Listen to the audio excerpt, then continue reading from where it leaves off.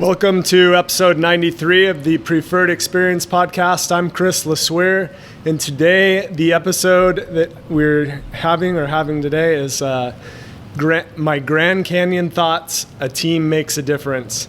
And this last about a week and a half ago, I went out and did rim to rim to rim at the Grand Canyon, and that is it's a 48-mile hike, going south to north. So I did Bright Angel across to the North Rim, North Kaibab Trail, and then back up Bright Angel. And did it a little bit different since then. I've been doing it. In the last year, since last October, I have had the opportunity to go to the Grand Canyon 4 different times, and 3 of them have been rim to rim to rim. The other time was with our CrossFit Preferred group, and we had an awesome time. And that one is a 17-mile hike, and we'd love to do something like that again. We got to find a different trail and go experience some new areas. But that was an awesome time. Had a really good time. So back up a little bit.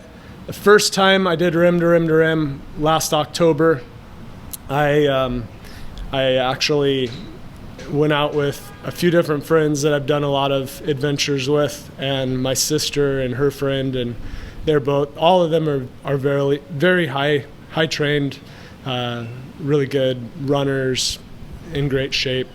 And we went out there. We didn't go out there with the plan to crush our time there, but to be able to get it done. And as I'm going up the North Rim, I start to struggle. My nutrition was a little off. Nutrition's a huge part of doing that distance and going that far. And I learned right away that I had missed some nutrition, and which surprisingly can be easy to do. The time just really passes by while you're out there, and it's important that you're taking in nutrition either through gels or chews or real food. I've found to do it every 30 to 40 minutes, and then hydrating really well with some kind of a electrolyte drink and different things. So my first time just really struggled up the North Rim, had a really hard time. My team that was with me was concerned about me, and it was bad. I was really struggling, but I knew I could do that one. And then on the way back, I really worked hard to get my energy back up through nutrition and hydration, and just worked really hard to be able to do that. And I did that for about 10 miles right in that area, and got down to Cottonwood watering area or campsite, and was able to then run with my sister from Cottonwood to Phantom, and felt really good about being able to do that. That was about a 10-mile stretch. And we weren't killing the run, but we were able to do a decent clip. And then this last May, I went out with a team, and had a few new people that hadn't done it. I told them all about it and got them excited about it. And they came out and joined our other team. My sister wasn't able to go 'cause she was pregnant at the time, and so just pretty interesting group that we had go, and people again that are very high trained in the gym and for Spartan races and good at running, but going that far is a huge difference compared to just like a normal run or Spartan race. It's even way different than I found than a 50K. So I've been able to, up until last year, I'd only done, but I had done a 50K as my furthest, which is about 33-ish miles, right in that area, 34 miles. Had been able to do that in Moab, so a lot of terrain difference, just like the Grand Canyon. But I hadn't gone that far, and that was a huge eye-opener for me on how hard that distance was, especially in the Grand Canyon, where when you're doing rim to rim to rim, you're going to get 11,000 feet of climbing and 11,000 feet of decline, a little bit over that on both of those. And so we went out with that team back in May, and some people had some trouble going up the North Rim, and then you get up to the North Rim and it's 24 miles at that point, and it's super hard. The climb out of there is just rough, and a few of the people were just like, they were struggling. I felt like they were feeling like I felt the first time I went up.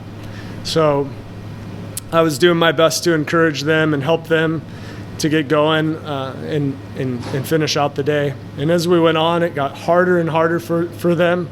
And we had some people that just were struggling nutrition-wise. They didn't want to take on nutrition because eating that often actually becomes really hard. It becomes a different discipline, and you get really tired of taking in gels and chews and different things, and they just didn't want to do it. And so I watched their energy levels just decline a lot, and there were about 4 people that were just really struggling, and I did my best to help them and push them and really help them to do their best. And that day I went out there with the attitude that I was going to do better than I did the last time, which is something I like to do when I go and do these type of events, is I like to see if I can improve. And the first time I did it right in around 18 and a half hours. And then the second time we made it out and it took over 21 hours. And I felt great that day.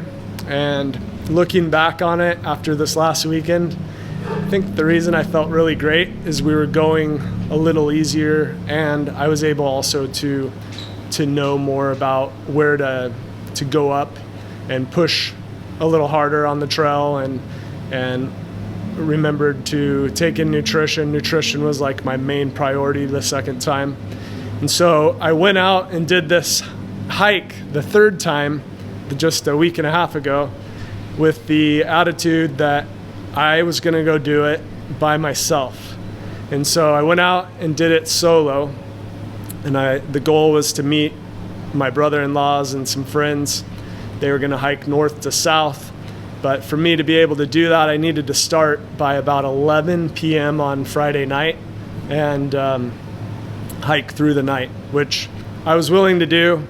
I was very nervous and anxious about it a few days leading up to it, and thoughts in my head like, am I going to have mountain lions out there?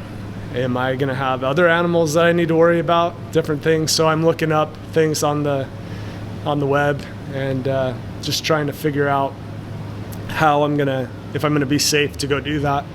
And so I felt safe enough to go do it. Excuse me. And ended up going out there and doing it. Borrowed a light from my friend called the Kogala. Any of the runners out there that run at night, this light is the best. I've never ran with something better. It's like running in the daylight. It just opens up everything and makes it so much better. And instead of like a headlamp, it just makes a wide area of light instead of like tunnel vision, narrow piece of light that you run in. So that made a huge difference for me, helped me feel really comfortable.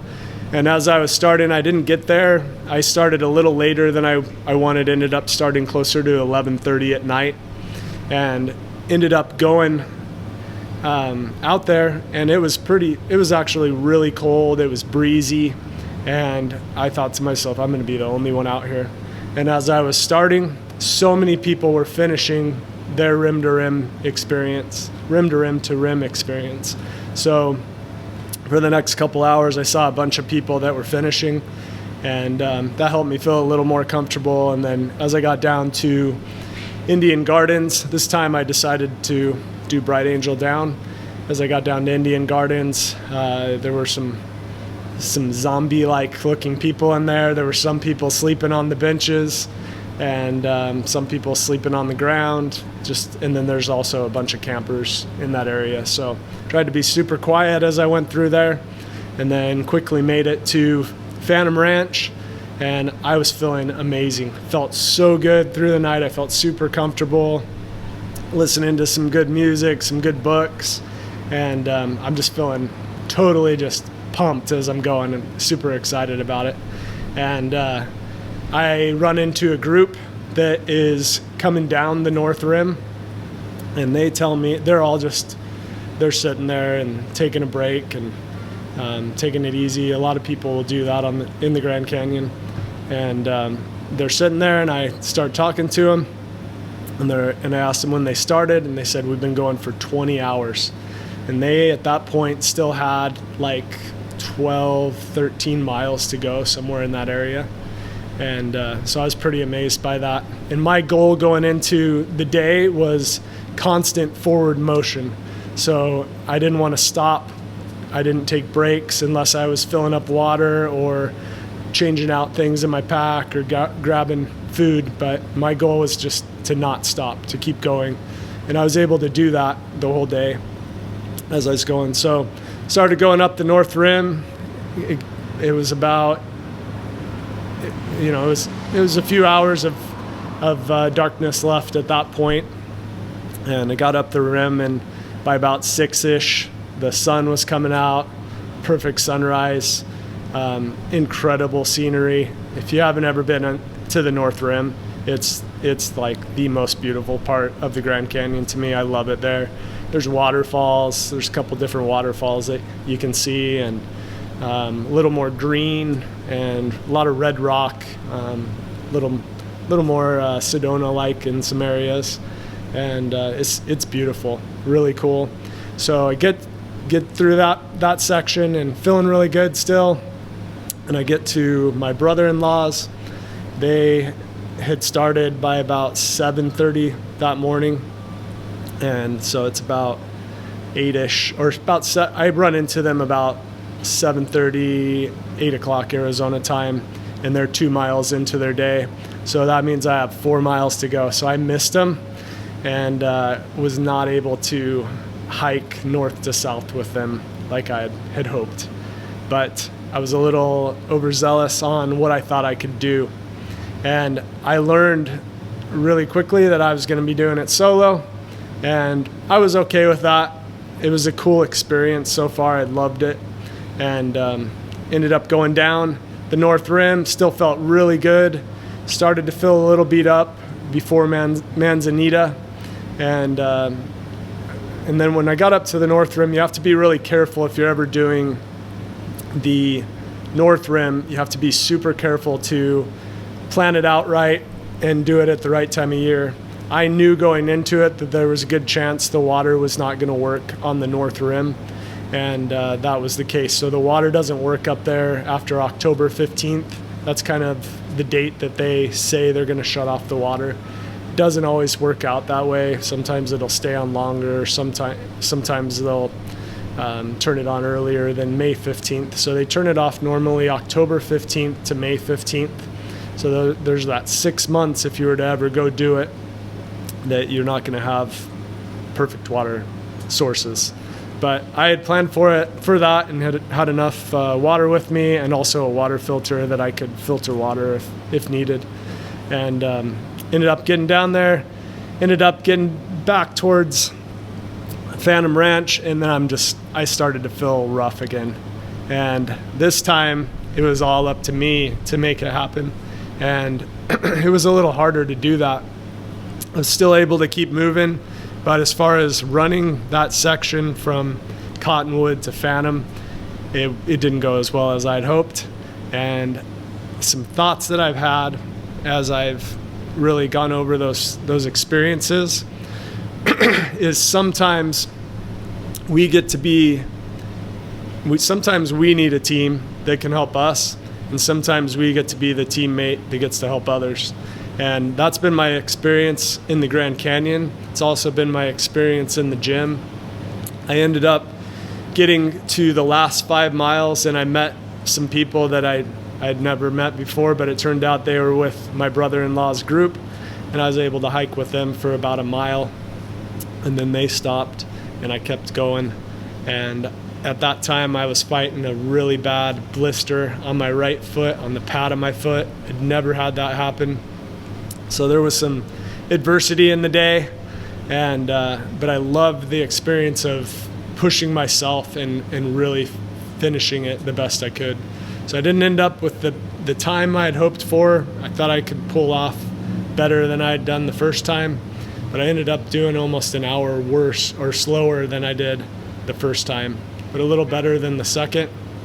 And had some different thoughts that a team really does make a difference. My friends and my sister that I was with that first time made a huge difference for me. When I was starting to feel a little low, they would help me, ask me if I'm doing good on my nutrition, if I'm doing good on my hydration, and we were able to help each other as we went along. And then the last time when I went with the group back in May, I was able to be that guy that helped them to do better and to do their best. And there are going to be times where we get to be that person, where we're going to get to help someone or they're going to get to help us. And that's okay. Either way it goes, it works out good. That's why a team makes such a difference. And we're able to do that here at the gym. I found at the gym that a lot of times,